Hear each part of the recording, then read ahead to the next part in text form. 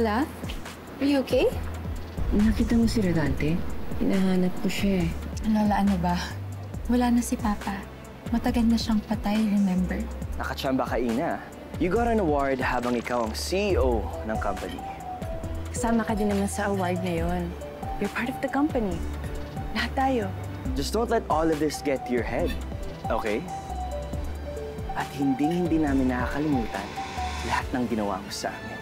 So, Yuan, you're just here to offend Ina? I-congratulate ko man o insultahin si Ina. That's none of your business. Pwede ba? Huwag kayong mag-away dito. Hayaan naman kayo. Hindi ko kayo maintindihan. Ano po bang nararamdaman niyo? Anong sakit? Unti-unti nang nawawala ang memorya ko.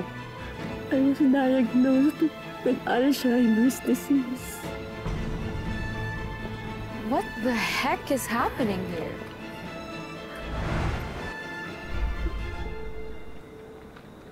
Joanna, anong ginagawa mo dito? May sasabihin ka ba kay Lola?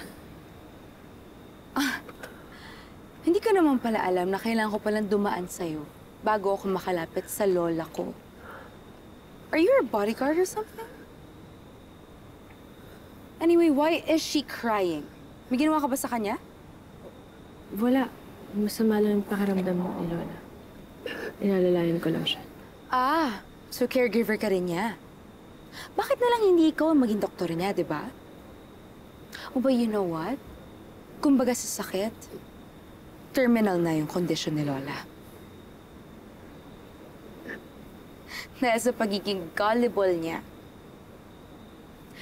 It's like a disease that has no cure because she allowed a virus like you to infect her. Oh my gosh, I need to disinfect. Punong-puno ng germs dito.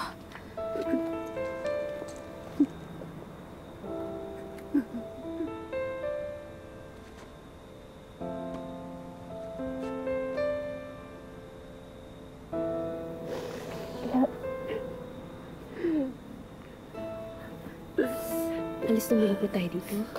Ha?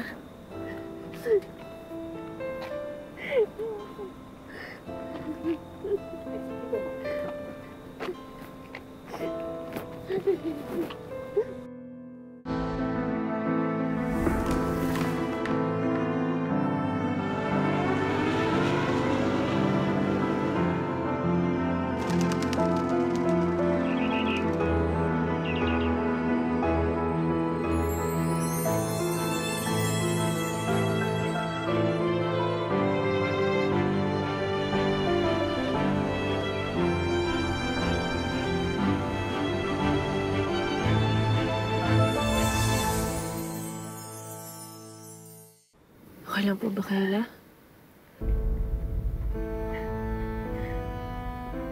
Mabuti walang narinig si Joanna.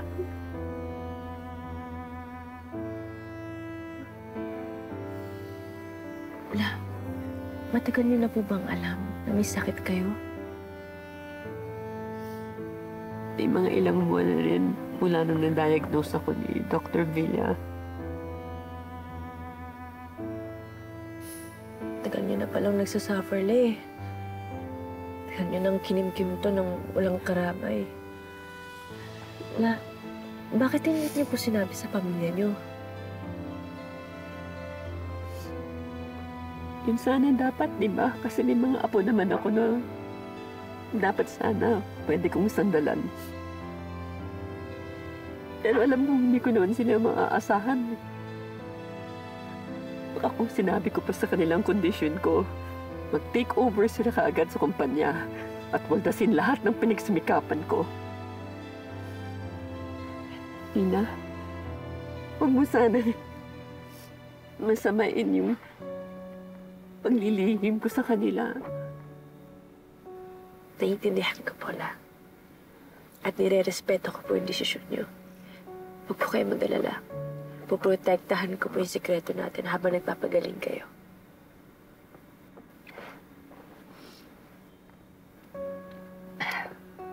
Wala nang gamot ang Alzheimer's. I'm taking medication para ma-delay yung progression ng disease. Pero wala rin katiyakan yun. Ang talagang kinatatakot ko kasi baka maging liability ako sa kumpanya habang lumalala ang sakit ko. I might create more damage sa kumpanya. No. Hindi ako ito. Wala akong pinipirmahan ganito. Hindi ako nagpalit ng supplier.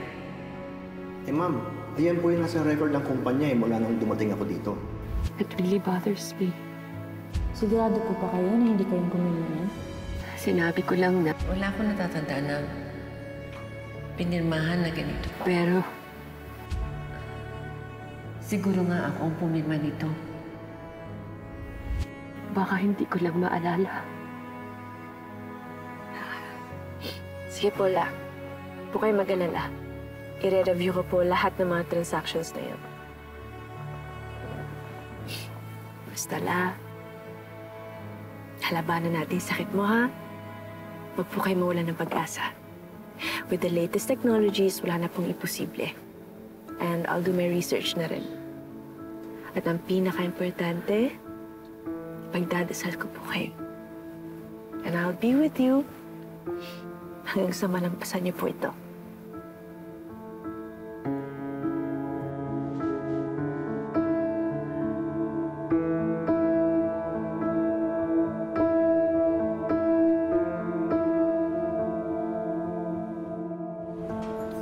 Kita niyang umiiyak si Lola.